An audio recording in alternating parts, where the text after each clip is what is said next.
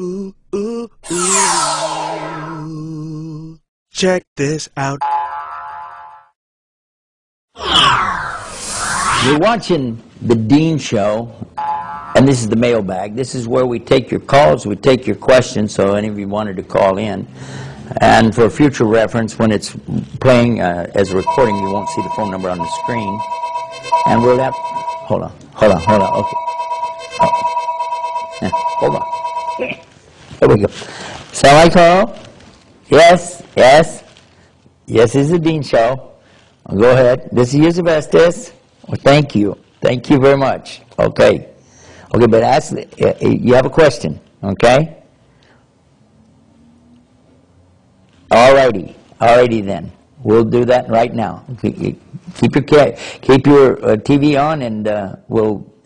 Okay. Assalamu alaikum wa rahmatullah. Question. They called in and they're asking us about the subject of how do you prove there's God, and how do you overcome the question when somebody asks you that where did everything come from? And what about the Big Bang? That the universe is coming from a Big Bang, and why don't we just accept that instead of coming up with this creation business? Okay. One of the ways I like to explain it to our students is like this. It's pretty simple. First and foremost, if they're not Muslim, I always remind them that we say, thank you for asking me about my religion, refer to the Quran and the teachings of Muhammad, and make sure they understand that this is not something you're going to make up on the spot. Okay. The next thing, though, is to ask them, what would happen if I take a water glass and I walk out to the pavement and I drop it? And it'll shatter into many pieces, splintered and break, and it'll just be destroyed, glass everywhere. I say, what will happen if I bring another glass and drop it? They said, the same thing. I said, will it be exactly the same? They said, no, it'll be different every time, but it will always be shattered. All right. Now, another thing, when you talk about something just blowing up, we talk about that there was a mass that just blew up and everything came out of that. Just a big bang is what they refer to, a big bang, a blowing up. Now, we know full well about things blowing up. In fact, they are attributing all the blowings up to the Muslims in the world, aren't they? But consider this.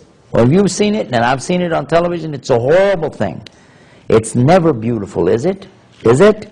No, the only thing that comes out of explosions is chaos. When there is this random blowing up or the random dropping of this glass on the pavement, you'll get mess. You don't ever get order. You don't have order that comes out of chaos. Never, ever. It doesn't happen that way.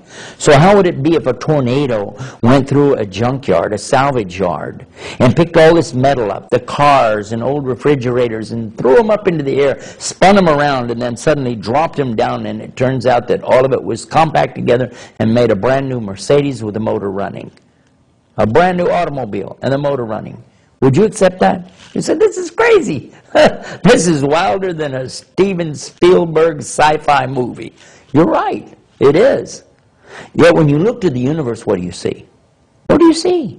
You see these spheres going in elliptical orbits. The sun in an orbit. The planets around the sun in orbits. The moons going around the planets. They're in orbits too. And how is that? How does this come about? Stop and think about it.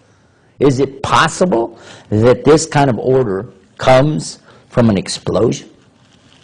Without a design, without a plan?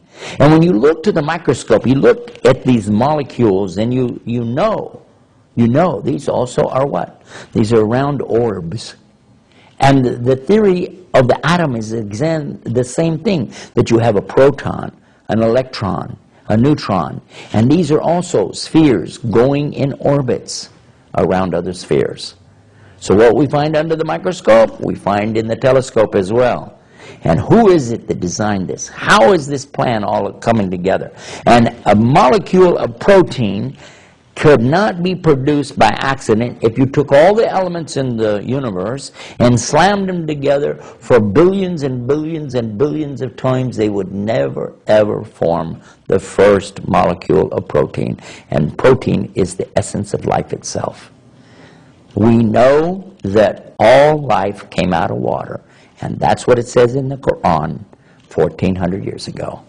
All life is brought out of water. Allah said that He brought life out of water. Go check it out. Go to scienceislam.com. Prove it for yourself. Okay, let's go back to the show. Already in progress. You're watching The Dean Show.